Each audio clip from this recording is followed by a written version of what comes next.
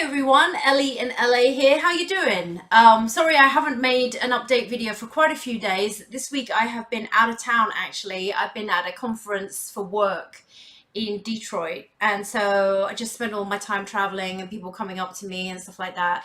So I just got wrecked. So today is my first day back at work, but it's ironic because this weekend is now Memorial Day weekend here in the US, and tomorrow I am actually going to the Indy 500. So I've never been to Indy 500 before. Don't really know what to expect, but we have a pass to meet some of the drivers, which is pretty amazing. So that'll be fun. I did some research because I don't really know too much about Indy 500. I follow Formula One a little bit more closely. And I was very ashamed to find out that there is a woman driver in the Indy 500 and has been for over 40 years. And I feel very ashamed. I didn't know that, but I blame the mainstream media for not promoting the fact that we have women drivers in Indy 500. So I also discovered that Fernando Alonso is going to be driving in the Indy 500, which I was very excited by. So if I get the opportunity to get a picture with either of them, be sure I'm going to post it, right? But I won't hold my breath in case it doesn't happen, so that's cool. So I think we're like 7.5 days or something like that away from the Champions League final. Yay! So everybody's like really excited and hype. And I know everyone's been like posting on Facebook, oh, 7 days to go, 8 days to go, 9 days to go. It's like, I haven't really been into it. And so I apologize if I've been so clueless. I also did not realize that if there is a victory, if we actually win, victory parade will be Sunday. And so this is all good timing because I'm actually going to the UK to watch the final. I'm not going to be watching it at the Greyhound with the rest of my LA Spurs friends. Sorry, but I am going to London and I'm going to go and watch it in the Tottenham Stadium. Ticket was £10, and so it's a lot more affordable than trying to get a ticket to Madrid, where I don't really want to pay a scalper $3,000. So that brings me on to my next subject, which is the disgust I have for people scalping tickets. It's not my thing. It's not the way. I understand that is the way that it happens in the US, and the NFL model is actually really disgusting. I really dislike it a lot. Basically, if you were to buy a season ticket, let's say for NFL, you can buy a seat, and then every season you have to renew your seat, which is a bit like buying a season ticket for Premier League or whatever. But if you do not get to go to your seat, you can resell it on a secondary ticketing platform for anything you want, for anything, any amount of money you want. And that's okay with them. So then what people do is they buy blocks of seats and then they just hike the price up. So if you ever try to go to an NFL game, you're going to pay on StubHub, you're going to pay big time. And so, so I have an American boyfriend and he kind of really doesn't understand how the Premiership season ticket business works. And then he was like, if I had a season ticket to Tottenham, I would be selling it every week. I'm like, that's not how it works. You can actually get banned like that. And he goes, you guys are crazy. And I go, well, maybe crazy, but we don't have that business model. So that's the difference. He bought a season, so he lives in Las Vegas, and the Oakland Raiders are going to be moving to Las Vegas. So they'd be the Las Vegas Raiders, which is kind of funny. And he doesn't even support them. He supports the Kansas City Chiefs. I don't know why. Doesn't come from Kansas City either.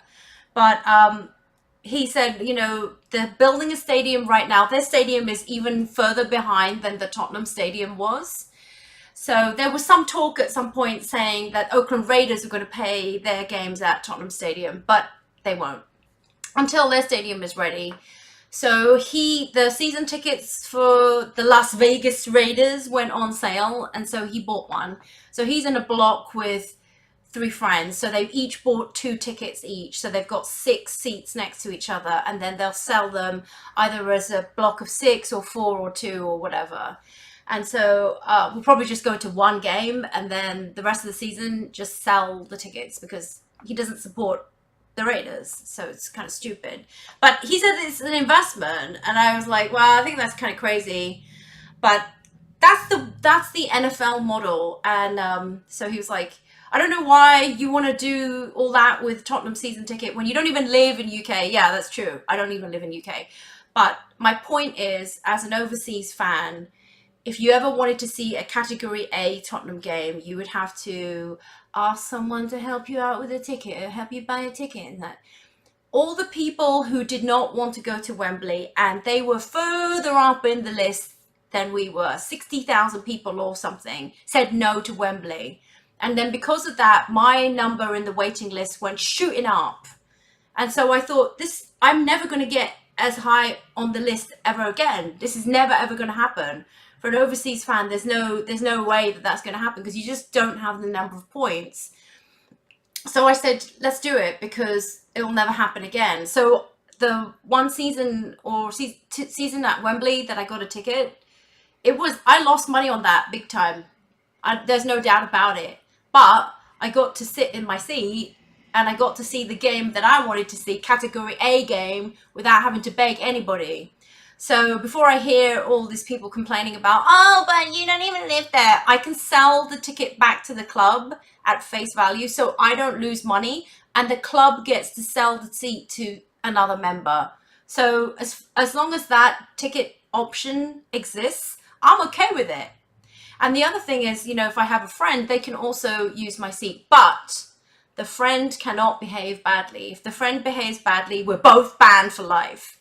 So I'm not going to offer my ticket to someone who's potentially going to get me banned because it's just too much of a risk. So I'm very risk averse, in case you didn't know. I don't like gambling and I don't like living dangerously.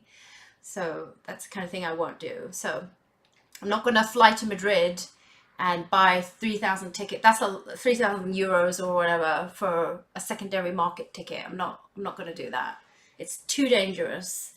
And I don't want to go there when there's no hotels and then end up sleeping on the street. I know Graham can do it, but I can't. So sorry, I need to have a shower. There's no way I'm going to lock the door on people. There's like no way I'm going to Airbnb it. So anyway, so I'm looking forward to that. And shout out to Jack and Chang and Rad and Sunny, who are my fellow Premier League fan zoners. So sometimes you all have been on Fan Zone at some time this season, and great to see you on there.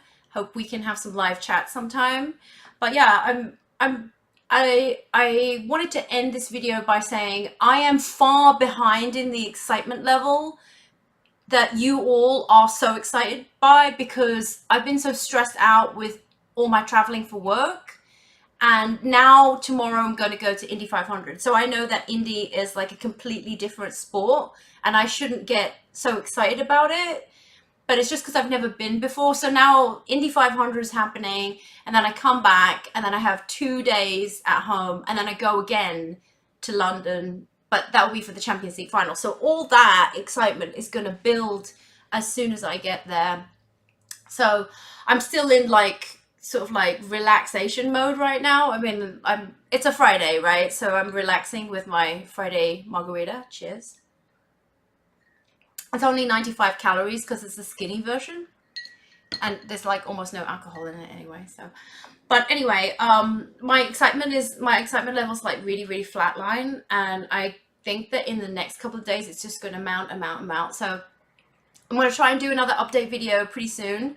And sorry, it's been long and rambling, but I just wanted to get a bunch of stuff out in the open for discussion. The story about paying 3,000 euros for a ticket. I'm sorry, I'm not going to do that. I'm just too risk averse for that, and I just can't do it.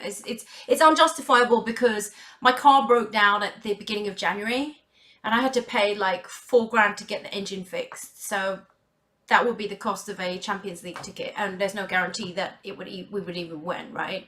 Versus I still need a car to drive. So that's my reasoning. But anyway, let's see what happens, and I'll do another video in a couple of days. So thanks a lot. See you later. Come on, you Spurs.